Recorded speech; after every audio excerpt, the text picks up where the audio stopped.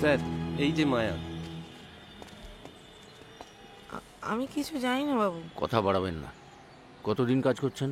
এই বছর 10। সীতানাথ বাবু আর বৌদির মধ্যে সম্পর্ক কিরম ছিল? উনি সবটাই জানেন। আপনি যা বলবেন উনি শুনে নেবেন, খালি বলুন। দাদা বৌদির মধ্যে তেমন বনিবনা ছিল সেটা না। জানি, কিন্তু কেন? ওই লোকটা, পাইলট? হ্যাঁ, ওই লোকটার সঙ্গে বৌদির হেভি ভাবছিল। আমি একদিন কাজ করছিলাম, লোকটা এসেছিল, আর সেই তখন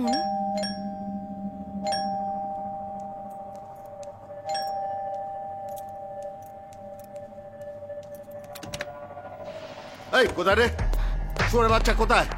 হ্যাঁ শালা, বহুত দিন তককে তককে ছিলাম।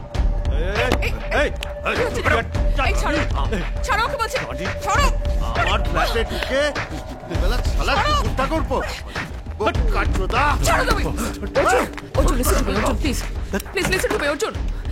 করে দেবো বলে দিলাম। মেয়েটা তো পাইলটের। আচ্ছা বেশ, এরা দুজন মিলে যে দাদাকে মারবে জানতেন? এরাই মেরেছে না? কাউকে এখন কিছু বলার দরকার নেই, ব্যাপারটা শুধু আপনি আর পুলিশ জানে, কেমন?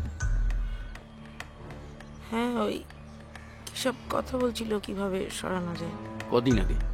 কতদিন আগে? কি দাদাবাবু খুন হওয়ার 2 দিন আগে।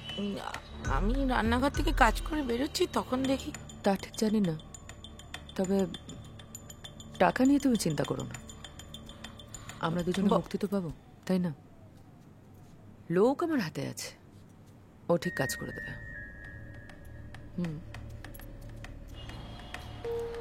আর কিছু? স্বামী স্ত্রীর হেভি অশান্তি, দুজন তো একসঙ্গে থাকে না। সে একদিন তো দাদাবাবু চেঁচামেচি করতে করতে মদের গ্লাস ছুঁড়ে বৌদির দিকে মারল।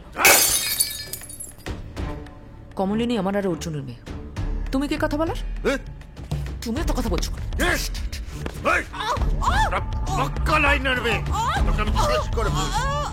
কথা বলা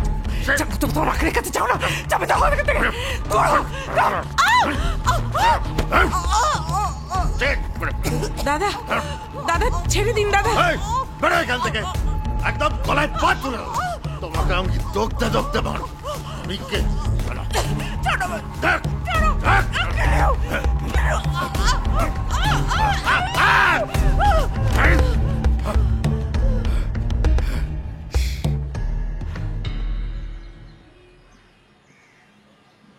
এবার সবকিছু সেটেল করে ফেলতে হবে, জানো? সীতানাথের ইন্স্যুরেন্স ক্লেমটা সেটেল হয়ে গেছে? দুষ্ট কি আসল কথাটাই মাথায় এসেছে। হ্যাঁ, আমি ভাবছি ওকেও কিছুটা টাকা দেব।